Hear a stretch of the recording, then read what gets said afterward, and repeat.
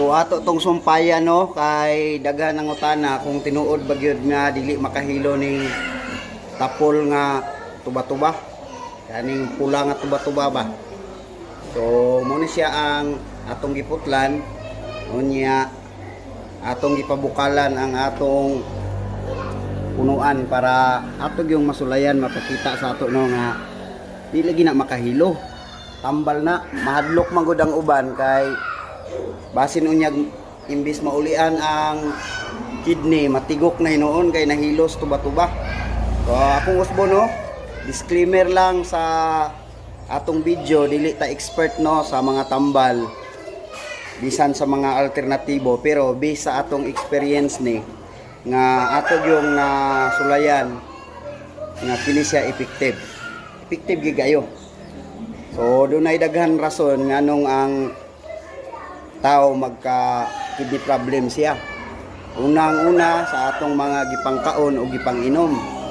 Hilig kay kag tanduay, mga imnunon, nga mga acid, soft drinks, kana mga asinon kayo nga mga pagkaon, samaan ng buwad, ginamos, mga noodles, anang chicheria.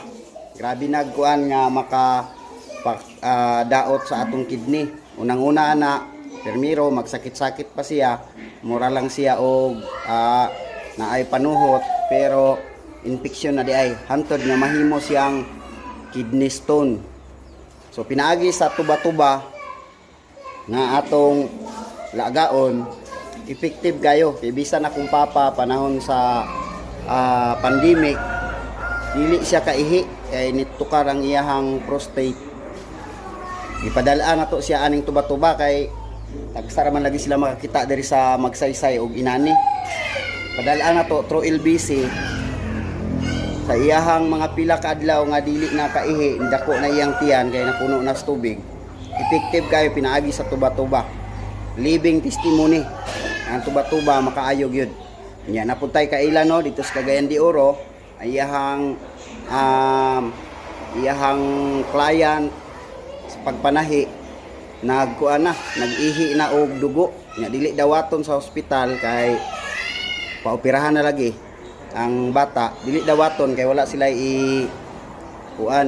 i-down sa ospital. Pero sa dihang gipainom sa tuba-tuba nga gipabukalan ang kining gitawag nga iyahang tubig, gabi gipainom pagkaugma nawala ang sakit sa kidney og